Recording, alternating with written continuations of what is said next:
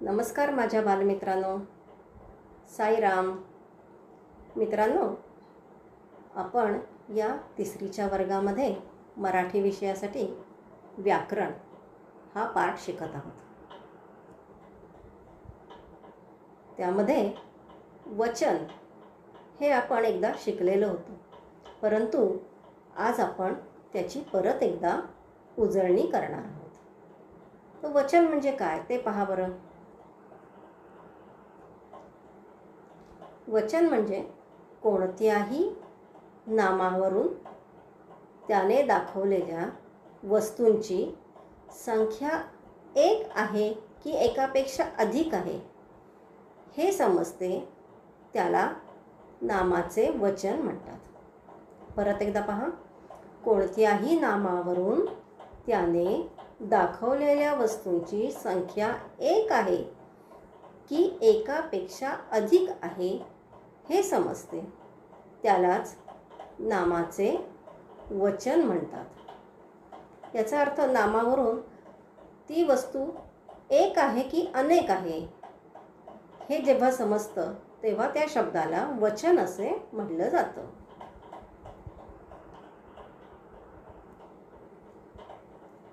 आता या वचनामध्ये दोन प्रकार आहेत. पहिलं म्हणजे एक वचन आणि दुसरं आहे अनेक वचन. आता एक वचन म्हणजे काय पहा बरं. ज्या नामावरून एकाच व्यक्ती अथवा वस्तूचा बोध होतो तेव्हा ते त्या नामाचे एक वचन असते. ज्या नामावरून एकाच व्यक्ती अथवा वस्तूचा बोध होतो तेव्हा ते त्या नामाचे एक वचन असते. आता इंग्रजीमध्ये आपण याला सिंग्युलर असं म्हणतो. आता याची उदाहरणं पहा बरं. जसं फूल, झाड, वही. म्हणजे इथं काय पहा बरं. फूल एकच फूल आहे म्हणून फूल असं म्हणलं जातं. झाड एकाच झाडाबद्दल बोललेलं आहे म्हणून झाड. वही एक वही. याचा अर्थ काय तर इथे फूल, झाड, वही ही सगळी एक वचनाची उदाहरणं आहेत. आता आपण अनेक वचने पाहूया. अनेक वचन म्हणजे प्लुरल. इंग्रजीमध्ये प्लुरल असं आपण म्हणतो. ज्या नामावरून अनेक व्यक्ती अथवा वस्तूंचा बोध होतो तेव्हा ते त्या नामाचे अनेक वचन असते. ज्या नामावरून अनेक व्यक्ती अथवा वस्तूंचा बोध होतो तेव्हा ते त्या नामाचे अनेक वचन असते. आता पहा बरं. एखाद्या शब्दावरून ते अनेकासाठी वापरलंय की एकासाठी वापरलंय आधी नीट पाहायचं. समजा ते अनेक वस्तूंसाठी किंवा अनेक व्यक्तींसाठी वापरलेलं असेल तर त्याला अनेक वचन असं म्हटलं जातं. आता उदाहरणं पहा बरं. फुले, झाडे, वह्या. आता फुले म्हणजे अनेक फुले म्हणून इथे अनेक वचनाचं हे उदाहरण आहे. झाडे खूप सारी झाडे म्हणून अनेक वचन. वह्या खूप वह्या, अनेक वह्या म्हणून हेही अनेक वचनाचं उदाहरण आहे. जसं आपण ह्याच्या आधी एक वचन शिकताना फूल हा शब्द शिकलो तर एक फूल अनेक फुले. तसंच एक झाड अनेक झाडे. एक वही अनेक वह्या. तशीच काही उदाहरणं पहा बरं. एक आंबा अनेक आंबे.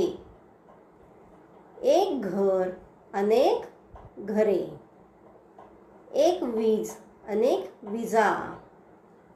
एक चांदणी अनेक चांदण्या. एक गजरा अनेक गजरे. अशी खूप सारी उदाहरणं आहेत. परंतु काही शब्द असे असतात की एक वचनामध्ये पण आणि अनेक वचनामध्ये पण तोच शब्द राहतो. जसं रंग. एक रंग अनेक रंग. एक ढग अनेक ढग. अशा बरेचसे शब्द असे असतात की त्यांचं एकवचन आणि अनेकवचन एकच शब्द असतो, सेम वर्ड असतो.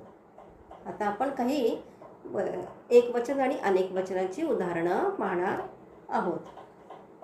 पहा बरं इथे, एक माळ, अनेक माळा. एक माळ, अनेक माळा. एक पक्षी, अनेक पक्षी. आता पहा बरं, पक्षी हा जो शब्द आहे इथे एकवचनामध्ये पण पक्षीच म्हणलं जातं आणि अनेक वचनामध्ये पण तसाच शब्द लिहिलेला आहे, पक्षी असा शब्द आहे. नंबर 3, पान, पाने. पान, पाने. नंबर 4, नदी, नद्या. नदी, नद्या. नंबर 5, गजरा, गजरे. गजरा, गजरे. पहा बरं परत एकदा, एक माळ, अनेक माळा.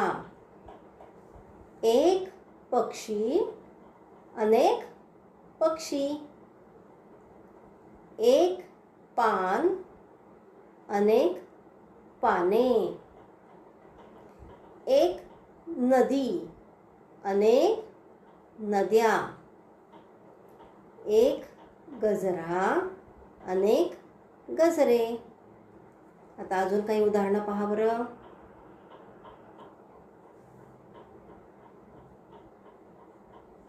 इथे पहा बरं, आंबा, आंबे.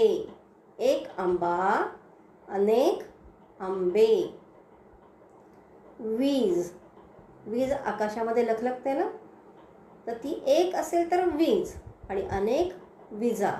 आता पहा बरं, इथं एकवचन लिहिताना वीज हा शब्द पहा, वला दीर्घ ईची मात्रा दिलेली आहे. परंतु जेव्हा अनेक वचन लिहिलेलं आहे तेव्हा विजा हा शब्द लिहिलेला आहे आणि विजा लिहिताना वला ऱ्हस्व ईची मात्रा दिलेली आहे. एक वीज, अनेक विजा. चांदणी, चांदण्या. म्हणजे एक चांदणी, अनेक चांदण्या. होडी, होड्या. एक होडी, अनेक होड्या. ढग, ढग. आता ढग हा शब्द एक वचनामध्ये पण ढग असाच वापरला जातो आणि अनेक वचनामध्ये पण ढग असाच वापरला जातो. पुन्हा एकदा पहा, एक आंबा, अनेक आंबे. एक वीज, अनेक विजा. एक चांदणी, अनेक चांदण्या. एक होडी, अनेक होड्या. एक ढग, अनेक ढग. तसंच एक घर, अनेक घरे. एक घर, अनेक घरे. एक रंग, अनेक रंग. एक रंग, अनेक रंग. आता अजून काही शब्द आपण पाहूया. एक डोळा, अनेक डोळे. एक डोळा, अनेक, म्हणजे आपल्याला प्रत्येकाला 2 डोळे असतात, पण आपण कसं म्हणतो, एकापेक्षा जास्त आहे म्हटल्यानंतर तिथे अनेक हा शब्द वापरला जातो. पण डोळा, डोळे. नंतर घोडा, घोडे. एक घोडा, अनेक घोडे. आता बैल हा शब्द आहे, एक बैल, अनेक बैल. म्हणून एक वचनामध्ये पण बैल हा शब्द तसाच लिहितात जसा अनेक वचनामध्ये पण बैल असाच लिहायचा आहे. नंतर गोष्ट, गोष्टी. एक गोष्ट, अनेक गोष्टी. मुंगी, मुंग्या. म्हणजे एक मुंगी, अनेक मुंग्या. भाजी, भाज्या. म्हणजे एक भाजी, अनेक भाज्या. केळे केळी, एक केळे अनेक केळी. ही पण सारी एकवचन आणि अनेक वचनाची उदाहरणं आहेत. अशीच काही उदाहरणं तुम्हाला रोजच्या आपल्या वापरात पण आपण वापरतो. कसं एक पुस्तक, अनेक पुस्तके. तुम्ही पण आता हे असे शब्द शोधू शकता. तर मित्रांनो, आज आपण काय शिकलो? तर एक वचन आणि अनेक वचन. प्रथम आपण वचन म्हणजे काय हे शिकलो. नंतर वचनाचे दोन प्रकार, एक वचन आणि अनेक वचन, तेही शिकलो. नंतर त्याची आपण खूप सारी उदाहरणं पाहिलेली आहेत की एक वचनाला काय म्हणतात आणि अनेक वचनासाठी त्यासाठी कोणता शब्द वापरला जातो. काही वेळा त्या ठिकाणी उकार किंवा दीर्घ ईची मात्रा, ऱ्हस्व ईची मात्रा बदलली जाते. जसं आपण विजा हा शब्द पाहिला. वीजमध्ये वला दीर्घ ईची मात्रा दिलेली आहे, परंतु विजा म्हणजे अनेक वचनामध्ये ऱ्हस्व ईची मात्रा दिलेली आहे. तसंच फूल, फुले. आता फूल हा शब्द लिहिताना फला दीर्घ ऊची मात्रा देतात, परंतु फुले हा शब्द म्हणजे अनेक वचनासाठी फला ऱ्हस्व ऊची मात्रा दिली जाते आणि ल वर एची मात्रा, म्हणजे फुले हा शब्द ऱ्हस्व ऊ लिहून तयार केला जातो. तेव्हा एक वचन आणि अनेक वचन ह्याचे शब्द आहेत ते तुम्ही नीट वाचा. म्हणजे त्यामध्ये काही वेळेला जे शब्द बदललेले असतात, जेव्हा मात्रा बदललेले असतात, त्याचाही तुम्ही अभ्यास करू शकता. तसेच काही शब्द असे आहेत की जे एक वचनामध्ये आणि अनेक वचनामध्ये दोन्ही ठिकाणी एकसारखेच वापरले जातात. जसं एक रंग, अनेक रंग. एक ढग, अनेक ढग. एक पक्षी, अनेक पक्षी. अशा पद्धतीनं खूप सारे असे शब्द आहेत की ते एकवचन आणि अनेक वचनामध्ये तेच राहतात. तसेच काही स्त्रीलिंगी शब्द असतात, जसे नदी, नद्या. त्या ठिकाणी या हा प्रत्यय लावला जातो.